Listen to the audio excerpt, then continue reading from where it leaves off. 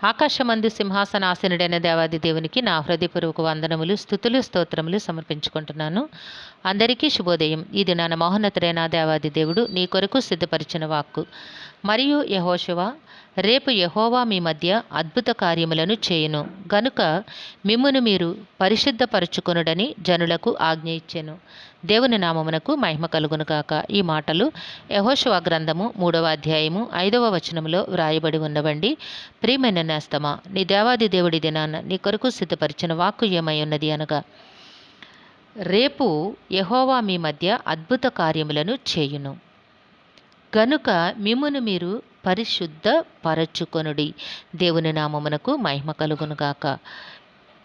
ప్రియమైన నేస్తమా, నీ దేవుడు నీ బ్రతుకులో, నీ కుటుంబములో, నీ జీవితములో అద్భుత కార్యములను చేయాలి, ఆశ్చర్య కార్యములను చేయాలి అని ఆశతో ఎదురు చూస్తూ ఉన్నావు. నిజమే, ఆశించుట న్యాయమే.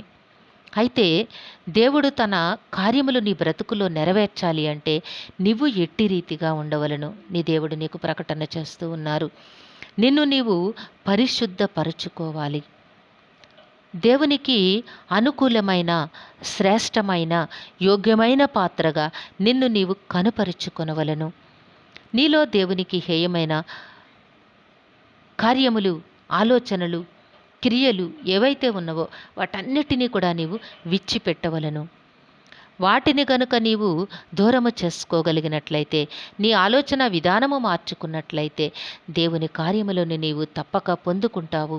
దేవుడు రేపు చేయబోతూ ఉన్నాను అని నీకు వాగ్దానము చేస్తూ ఉన్నారు. నేస్తమా, ఎంతో కాలముగా ఎదురు చూస్తూ ఉన్నాను, కానీ నా బ్రతుకులో ఏ కార్యము జరుగుటలేదు. ఈ కార్యము కొరకు నేను ఎంతగానో వాంఛిస్తూ ఉన్నాను, చాలా టెన్షన్ పడుతూ ఉన్నాను, చాలా ఆందోళన చెందుతూ ఉన్నాను అని నీవు అనుకుంటూ ఉన్నావు. నేస్తమా, రేపు దేవుడు నీ మధ్య అద్భుత కార్యములను జరిగించబోతూ ఉన్నాను అని వాగ్దానము చేస్తూ ఉన్నారు. అయితే రేపు నీ బ్రతుకులో దేవుని అద్భుత కార్యము జరగాలి అంటే ఈ దినాన నిన్ను నీవు పరిశుద్ధపరచుకోవాలి, పవిత్రపరచుకోవాలి. నేస్తమా, ఆలోచించు. ఏదో నీకు నీ దేవునికి మధ్య అడ్డగోడగా ఉంది. ఆ గోడను నీవు తీసి పారవెయ్యి, పెరికి వేసుకో, దూరముగా విసిరి పారవెయ్యి. నీకు తెలుస్తోంది, నీకు దేవునికి మధ్య అడ్డముగా ఉన్నదేదో నీకు తెలుస్తోంది గనుక దాని నుంచి నీవు దూరముగా వెళ్ళిపో, దాని నుంచి నీవు తప్పించుకోనేస్తామా. దేవుని కార్యములు ఎంత అద్భుతముగా ఉంటాయో నీకు తెలుసు కనుక దేవుడు నీ జీవితంలో ఉన్నతమైన కార్యములను జరిగించబోతూ ఉన్నారు. వాగ్దానము చేస్తున్న దేవుడు నమ్మదగిన దేవుడై ఉన్నారు గనక ఆ పాపము నుంచి నీవు దూరముగా పారిపో. దేవునికి హేయముగా ఉన్న ఆ ఆలోచనను నీవు తీసి పారవేయి. దేవుడు చేసే కార్యము నీకు ఎంతో సంతోషముగా ఉంటుంది. దేవుడు గనక నీ బ్రతుకులో కార్యము చేస్తే నీ బ్రతుకు ఎంతో ఆశీర్వాదకరముగా ఉంటుంది. నేస్తమా, దేవుని వాగ్దానాన్ని నమ్ము. దేవుడిచ్చిన మాటను నెరవేర్చుకుంటారు గనక నీవు కూడా దేవుని మాట ప్రకారము మారు, విచ్చిపెట్టు, దూరము చేసుకో. రేపు దేవుడి కార్యమును నీ బ్రతుకులో నీవు చూడాలి అంటే ఈ దినాన్ని నిన్ను నీవు పరిశుద్ధపరచుకోవాలి.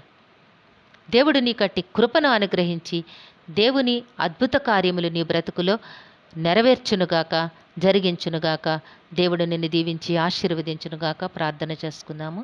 సమస్త ఆశీర్వాదములకు కారణభూతుడైన దేవ, మీ ఘనమైన నామమునకు వందనములు తండ్రి. మీ బిడ్డకి మీరు ఇచ్చిన వాక్కును బట్టి స్తుతులనైనా.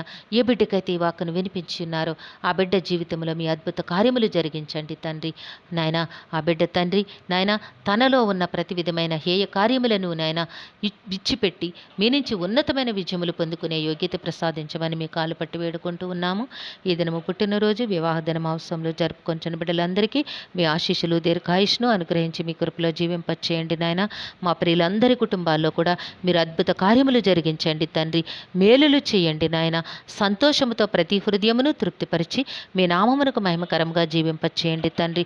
బిడ్డలందరూ కూడా నాయన మీకు హేయమైన కార్యములను విడిచిపెట్టి నాయన పరిశుద్ధపరచుకొని మీకు అనుకూలుగా ఉండే మహాభాగ్యమును ప్రసాదించమని సమస్తమును మీ దివ్యహస్తములకు అప్పగించుకుంటూ ఈ ప్రార్థన మా రక్షకుడును మీ ప్రియకుమారుడైన యేసుక్రీస్తు వారి అతి శ్రేష్టమైన నామమున అడిగి వేడుకొనుచున్నాము తండ్రి.